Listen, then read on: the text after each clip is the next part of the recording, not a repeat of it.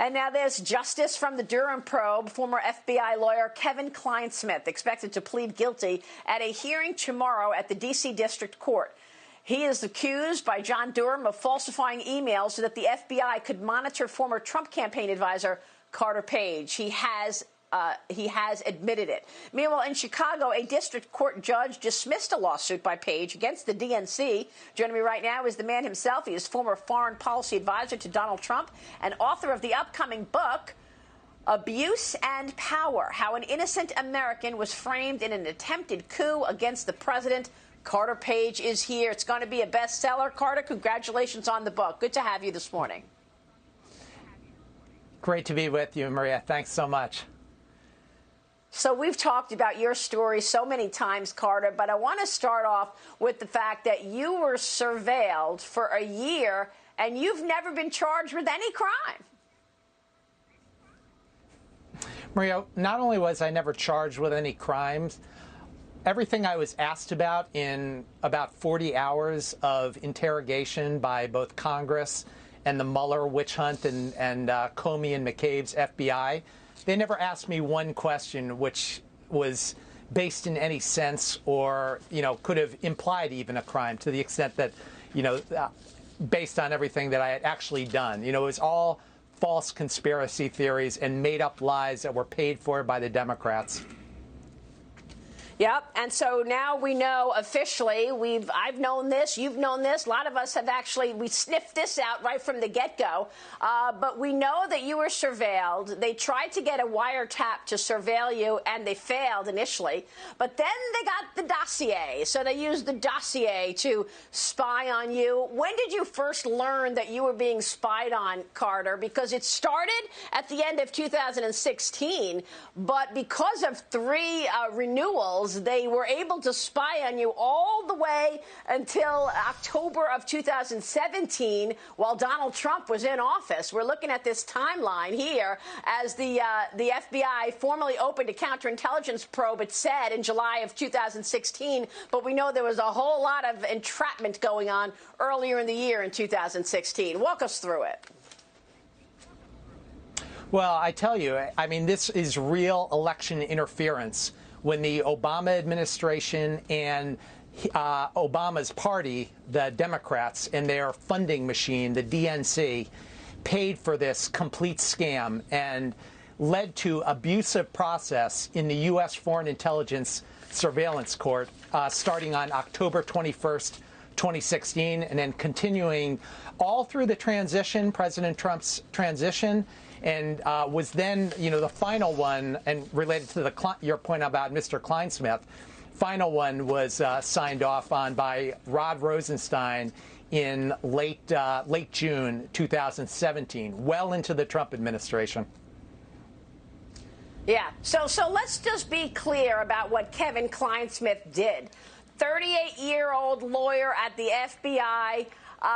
Sends a note to the CIA. Was Carter Page working with the CIA? Yes, Carter Page was working with the CIA. Gets the email, does a complete 360 before he hands that email over to his superior. Instead of the truthful answer, yes, Carter Page was working with the CIA, Kevin Clinesmith changes it entirely. No, Carter Page was not an asset of the CIA. No, there was no reason for him to be meeting with the Russians that he was. It's not that he was helping the CIA. What's really extraordinary here, Carter, in my view, is really the media, because all of a sudden, out of nowhere, you find your name and your reputation all muddied up in the media as they leaked it to the media so that all of a sudden people started to think Carter Page was some asset of Russia. Tell us what happened. Well, Maria, what you're saying is absolutely correct, but just one slight caveat.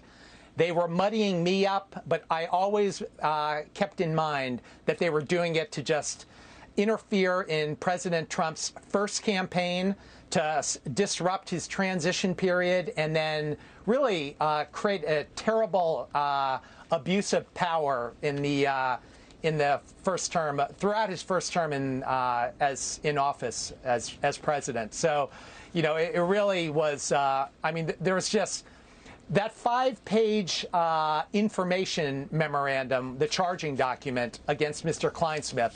It really is just the tip of the iceberg in so many ways. And I get into a lot of this in my book, which is just about to be released. And so, I think this is really an important turning point for justice in our country. Yeah, it's really important that you wrote the book because people need to understand. Here you are, an innocent American citizen, deciding to go and work with the Trump campaign. That was your big mistake, as far as the FBI and the leadership there was concerned.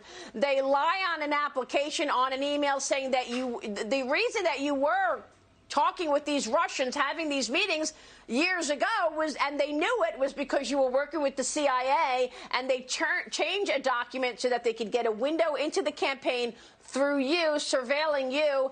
And you find out because you start hearing about this in the media, and then you got death threats, didn't you? Tell me how this impacted your life so people can understand this massive abuse of power. Well, Maria, it totally overturned my life. And unfortunately, this has continued to this day.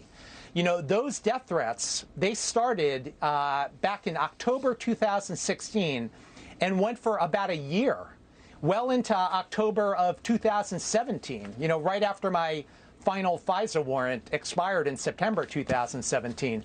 So unfortunately, this story is just beginning. And as I talk about in my book, my lawyers were in communications with Mr. Kleinsmith, and I actually sent Mr. Kleinsmith a letter in April 2017, and to your point about media.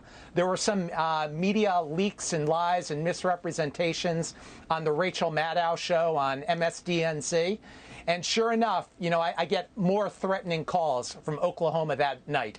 What's really bad about this, Maria, is it's not just Mr. Kleinsmith. It was also I sent a series of letters to FBI Director Wray last year in February 2019 and May 2019. And I'm so glad you're getting to the bottom of this. And I was really great interview on Sunday Morning Futures with Chairman Johnson, because I know he's looking into this as well in terms of the abuse and power in the FBI and the continuation of the cover-up by Director Wray, and also with Congressman Collins as well, who's really been pushing hard to get to the bottom of this and start having some accountability, because there is a huge overlap between what happened or what we saw from Mr. Kleinsmith and what we continue to see with Director Wray today. And again, Friday was just a first step on the road to justice, because it was the first time that I started to see some semblance of justice from the DOJ and the FBI, with the fact that they were acting in accordance with the Crime Victims' Rights Act, a law that was totally avoided and not respected throughout the last 4 years. You are an American citizen and an innocent man. You deserve to actually have your rights as a victim of all of this. I spoke with former White House and State Department official Stephen Schrage as well on Sunday Morning Futures about Stefan Halper and his handler, Stephen Soma. Now, Schrage invited you to his conference in Cambridge in 2016, and that's where, in many cases, you met a lot of these spies who, we know now were dropping little nuggets of information on various people connected with the Trump campaign. Alexander Downer was another one. Tell me about you getting invited to this conference and what happened after that. I talk about this quite a bit in my book, and, there's a lot that still needs to be exposed, and I'm starting to expose that a little bit. But again, there were so many unanswered questions. I was begging Director Wray last year in a series of letters to his office, which were acknowledged, and they definitely received it, in terms of getting to the bottom of this and more information related to this. And unfortunately, there's a lot of answers that still have not been covered. Yep. Well, we'll see what happens, because Christopher Wray was also running the FBI when the FBI misled the Senate Intel Committee in February of 2018, a full year after they knew from the subsource that the dossier was hearsay and made up and garbage, etc. Carter, it's an incredible story. You are at the center of it, and we appreciate you joining us. The book is a page-turner and a must, Abuse and Power. Carter Page, we will pick it up, and we will see you soon. Thank you, sir.